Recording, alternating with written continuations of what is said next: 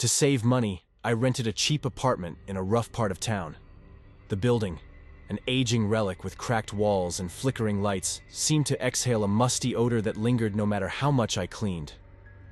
It wasn't long before I realized the place came with its own set of quirks and dangers, starting with the mysterious disappearance of the previous tenant, Sam. Sam's departure was shrouded in rumors and unanswered questions. Every other day, strangers knocked on my door, looking for him with faces ranging from anxious concern to outright hostility. Some claimed he owed them money, others hinted at darker secrets. I kept to myself, hoping the noise and curiosity would eventually die down. One night, however, the apartment's eerie ambiance escalated from unsettling to downright terrifying. It was around 3 a.m. when the sound of my front door creaking open jolted me awake. Heart pounding, I grabbed the only form of defense I had, a baseball bat stashed under my bed, and tiptoed towards the living room. There, illuminated by a faint street lamp's glow filtering through the blinds, stood a man in black. He was hunched over, muttering to himself, his unkempt hair and bloodshot eyes reflecting the dim light. "Gary sent me to fix the toilet," he mumbled, more to himself than to me. I mustered up the courage to confront him. "Who are you and what are you doing in my house?" Startled, he looked up, his gaze piercing through the darkness. "I'm at the right place, right?"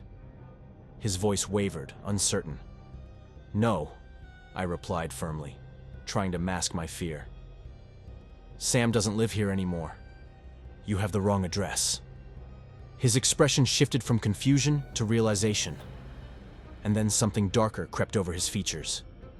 "Sam owes Gary a lot of money," he said slowly, his tone dropping to a threatening whisper. "If he's not here, where is he?" "I don't know," I insisted, my voice trembling despite my attempt at composure. "I moved in a few weeks ago. I have no idea where Sam went." He took a step closer, invading my personal space. "You'd better not be lying," he hissed, breath hot on my face. "Gary doesn't like liars." With that ominous warning hanging in the air, he turned and slinked out of the apartment, disappearing into the shadows of the night. I rushed to lock the door behind him, hands shaking uncontrollably. The encounter left me paralyzed with fear, my mind racing through all the possible reasons Sam had left and the dangers that might now be lurking around me. Days passed in a tense blur. Every creak of the floorboards, every shadow dancing on the wall, felt like a harbinger of impending danger. I barely slept, jumping at the slightest noise. And then, a few nights later, my worst fears were realized.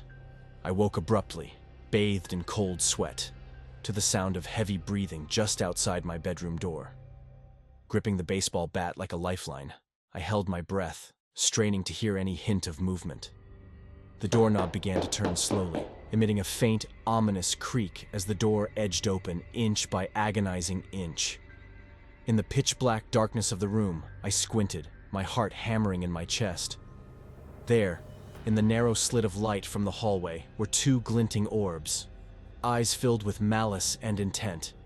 It was the man from before, his presence now more menacing than ever. He wasn't just looking for Sam anymore, he was looking for me. Adrenaline surged through my veins as I swung the bat with all the force I could muster.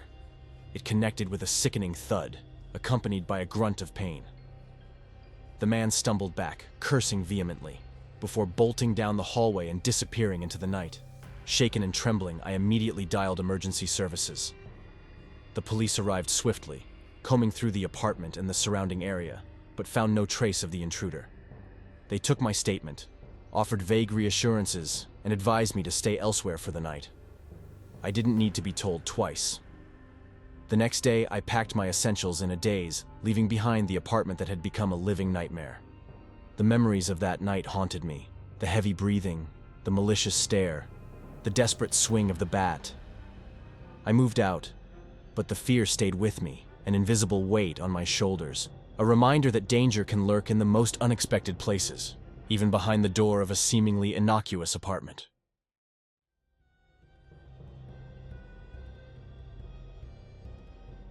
I had just moved to a small, quaint house in Florida, hoping for a fresh start.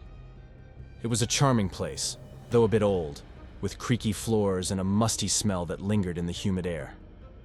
The neighborhood was quiet, the kind where neighbors nodded politely but kept to themselves.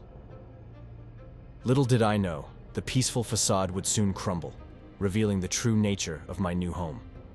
The unsettling changes began subtly. At first, it was small things. A misplaced set of keys, a photo frame tilted askew after I had just straightened it. I dismissed them as absent-mindedness or the quirks of an old house settling into its rhythm. But soon, these incidents became more pronounced and unnerving. My pets, usually my fearless companions, were the first to show signs of distress. My dog, Max, a stout German shepherd known for his bravery, started growling at seemingly empty corners of rooms. He would bark fiercely, his ears pinned back as if confronting an invisible intruder. My cat, Luna, a typically aloof creature, became skittish, hissing at shadows that flickered across the walls and darting under furniture at the slightest noise. Nighttime brought a new layer of terror. Whispers floated through the air, soft and murmuring like distant conversations of children playing. But these were no ordinary children's voices. They were hollow, devoid of joy, carrying an eerie undercurrent that sent shivers down my spine. I lay awake in bed, my heart pounding, trying to convince myself it was just my imagination. Desperate for answers, I sought out the maintenance man, Mr. Wilkins, a grizzled old-timer who had worked in the neighborhood for decades. His face darkened when I mentioned the strange occurrences in my house. He hesitated, as if debating whether to share something with me. Finally, he spoke in a low voice, his words laden with caution. "Others have experienced similar things in that house," he began, his voice gravelly with years of smoke and whiskey. "Tenants before you. They left in a hurry, complaining of bad luck and disturbances they couldn't explain. Some say the house has a history, a dark history." I pressed him for details, but he clammed up, shaking his head. "Best not to dig too deep into these things, son," he warned, his eyes darting nervously.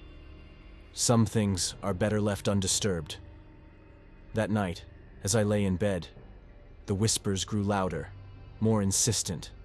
It felt like a presence was pressing in on me, suffocating and oppressive. Against my better judgment, I found myself drawn to the attic, a place I had avoided since moving in. The attic door creaked open, revealing a darkness that seemed to swallow the feeble light of my flashlight. The air was thick with dust and age, and a chill ran down my spine as I stepped cautiously onto the wooden floorboards. I heard it then, a soft, mournful sobbing coming from the far corner. My heart raced, but curiosity mingled with fear drove me forward. In the dim light, I saw an old rocking chair, worn and dusty, swaying gently as if someone had just vacated it. The sobbing continued, echoing in the empty space. I approached slowly, my breath caught in my throat. Just as I reached out a trembling hand to touch the chair, the sobbing ceased abruptly. That's when I felt it, a cold hand, icy and clammy, gripping my shoulder with a force that paralyzed me. I spun around, my flashlight illuminating nothing but darkness and the faint outlines of boxes and cobwebs. There was no one there. Panic seized me, and I stumbled backward, tripping over a box and crashing to the floor. The attic seemed to close in around me, the walls closing in like the jaws of a trap. I scrambled to my feet, ignoring the pain in my ankle, and fled the attic, slamming the door shut behind me and locking it with trembling hands. I sank to the floor, my heart racing, trying to process what had just happened. The scratches on the inside of the attic door, deep and fresh, mocked my rationalizations. Despite the terror that gripped me that night, I couldn't bring myself to leave. It was as if the house itself had ensnared me in its web, weaving a spell that held me captive. Each night, the disturbances escalated. Objects moved on their own. Shadows danced along the walls, and the whispers became frantic, urgent. One evening, I awoke to find myself standing in the hallway, my hand gripping the doorknob of the attic. I had no memory of how I got there, or what had compelled me to leave my bed. Fear coiled in my stomach like a snake as I stared at the attic door, willing myself not to turn the knob, not to confront whatever lay beyond. Days blurred into weeks, and I sank deeper into a state of constant dread. Sleep became elusive, haunted by nightmares of shadowy figures and echoing cries. I felt the eyes of unseen entities upon me, watching and waiting. The house seemed to pulse with a malevolent energy, feeding off my fear like a parasite. One stormy night, as lightning split the sky and thunder shook the windows, I heard a voice, a raspy whisper that slithered through the darkness. "Leave," it hissed, sending a chill down my spine. "Leave this place before it consumes you." Trembling, I packed a few belongings into a duffel bag and made my decision. As I descended the creaky staircase for the last time, the whispers grew frantic, a cacophony of pleading and anguish. The front door slammed shut behind me, with a finality that echoed through the empty house. I never looked back as I drove away, leaving the haunted rental behind me. The memories of that house haunt me still, lingering like a ghostly imprint on my soul. I've since moved on, but I know that some wounds never fully heal, and sometimes, in the stillness of the night, I hear faint whispers carried on the wind, a reminder of the darkness that waits in the shadows just beyond the threshold of our reality.